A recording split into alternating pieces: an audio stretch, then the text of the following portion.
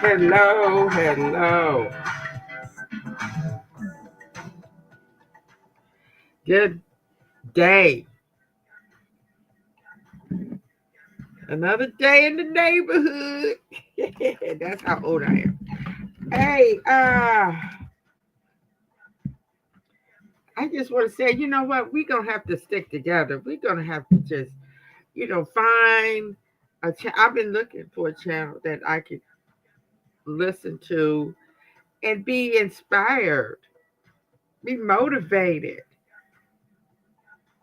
begin to feel powerful, revolutionary. I mean, they got stuff going on. They got this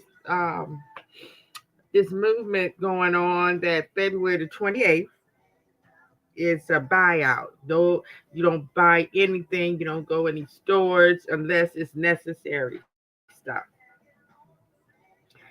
Uh, need to do that. I know that ain't gonna happen. Need to do it for about a month because they ain't gonna feel that because they got stuff bought and sold overseas. But you know what? These rich people, they can't stand to lose a dollar. But I want to talk about this movie, the Station, Fruitvale Station. I've seen this movie with my girls, and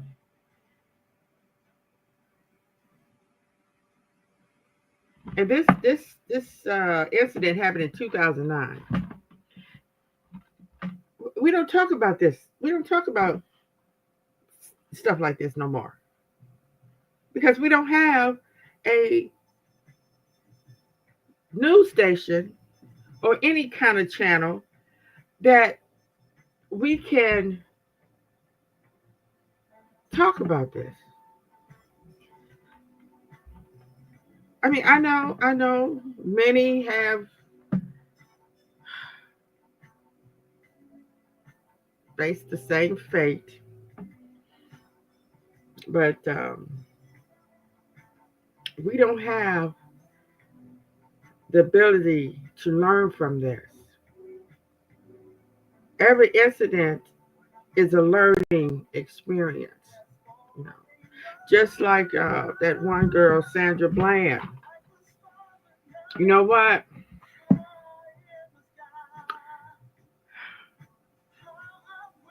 I make sure I put on my blinkers every time I turn. I try to. I probably don't all the time, but I do make sure there ain't no police behind me if I don't. Because it's serious out here. We can't not ride around here and walk around here and think that it can't happen to you.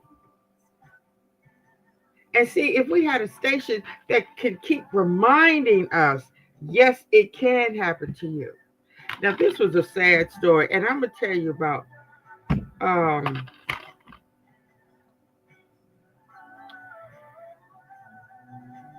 it was very tragic, and it was a dramatic thing. And I'm telling you, it just shows you that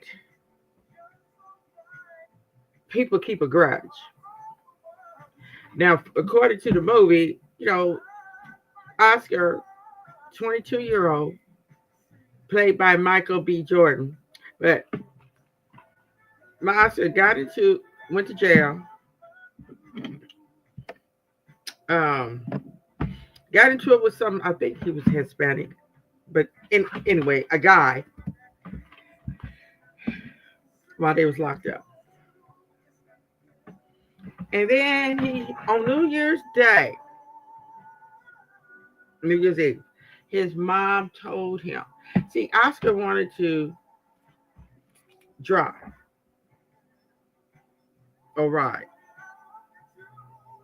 and his mom told him no because it's going to be too much going on out there on the road because it's New Year's Eve. People going to be, but she didn't think you telling him to get on a train where 1,000 drunks and idiots is going to be on there. What can go wrong?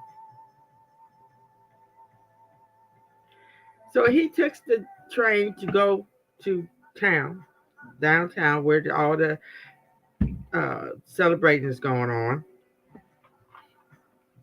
And he runs to see this guy.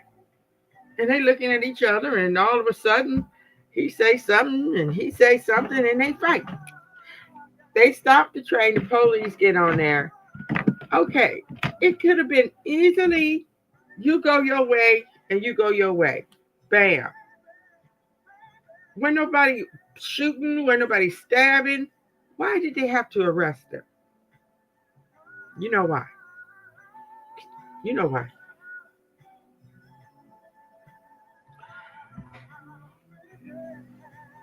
And Oscar is already on the ground with handcuffs.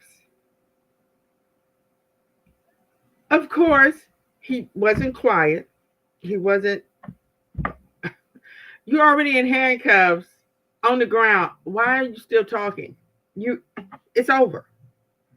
And then this white police officer, for some reason, felt the need to have to tase him, but instead of taking her taser out, took her gun out and shot him.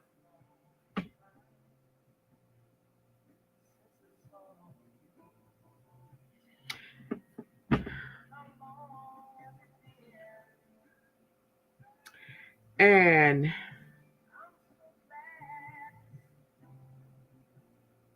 can you imagine?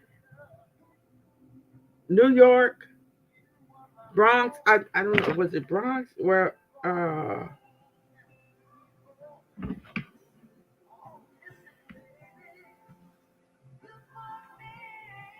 say. But can you imagine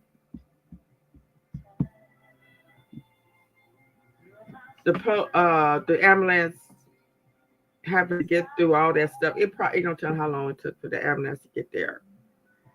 And they took him to the hospital. And his mom got that call in the wee hours. His son been shot.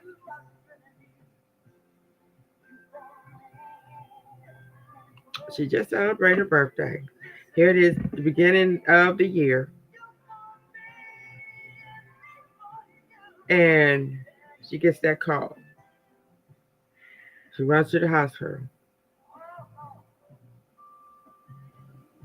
And then she had to get the devastating news that he passed away. Left a daughter. And I know that she felt very guilty because she told him to get on that train instead of driving.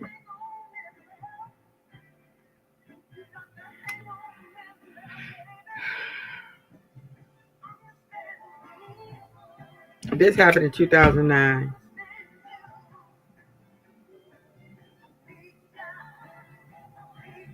And we ain't learned yet. These young folks ain't learned yet. Why do you have to solve everything with violence?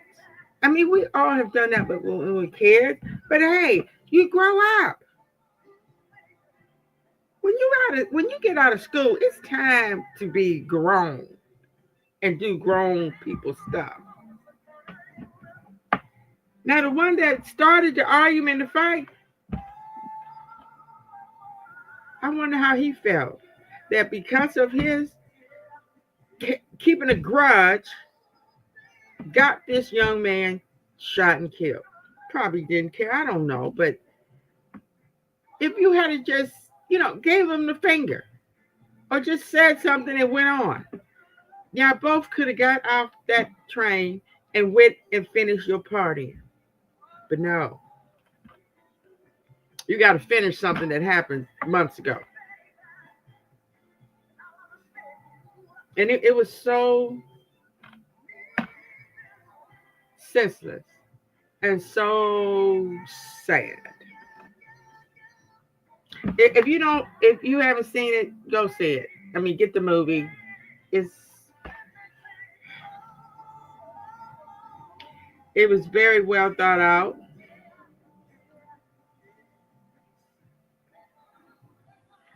Got some good actors in it, and it was directed by a black man, which is always a plus. It's not a none of the AI movies that we are seeing now. Most of these movies that's coming out are AI generated, really, because these movies don't be making no sense at all, at all. Um, and all of it was caught on camera because back then people had cameras, phone cameras, so they filmed it all, and it was so they pretty much got everything the way it came out. I got the DVD. Um, I look at I have looked at it a few times since I got it, but look it up. Filmmaker Ryan Coogler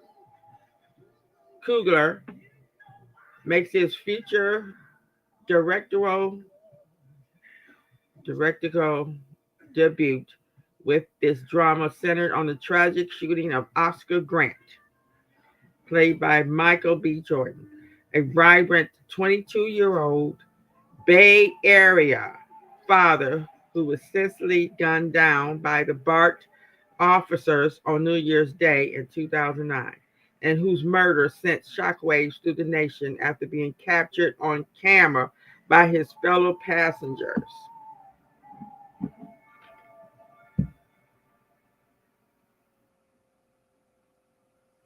That's when they started really capturing all these horrible things on camera because it pays well. Because they have to pay you for that footage, and especially if it's being used on a movie, because they did show the original footage in the movie. When are we going to start? When are we going to learn? Traffic stops is the number one killer of black young men, because for some reason they some of them already driving dirty, and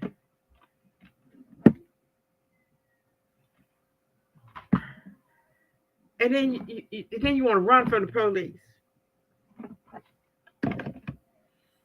just like that black man and woman got shot 134 times. I think they said 134 times. It was a movie, documentary slash movie that happened in Cleveland.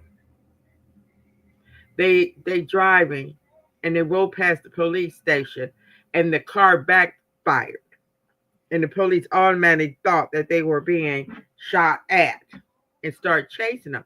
Why didn't these people pull over and say, "Man, this was my car. I didn't shoot." So what if you had guns or drugs or whatever in your car? You're gonna either go to jail for that, or you're gonna go to jail for that and 50 other charges, because they could put some charges on you, or you can go straight to the morgue, jail or morgue. When them lights come on, you have three choices: morgue, jail, or ticket. Stop fooling yourself thinking that they stopped me because I'm black and I'm going to run because I ain't do nothing. Oh,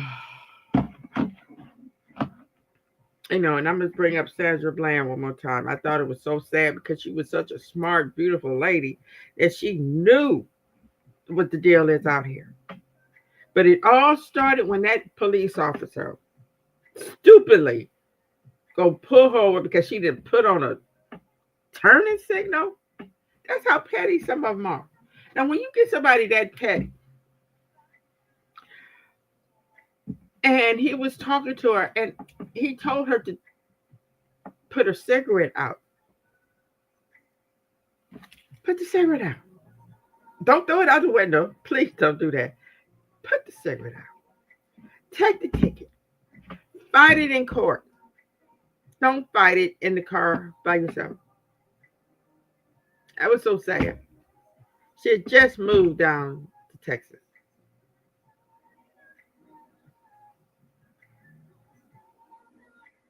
Took her to jail, and they claimed she committed suicide.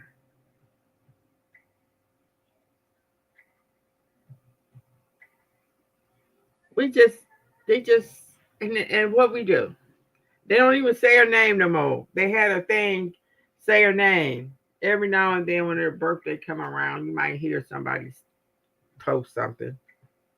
But so many done died and been killed by the police since then. But we need to not stop talking about it. We need to put it in their face. We sick of it.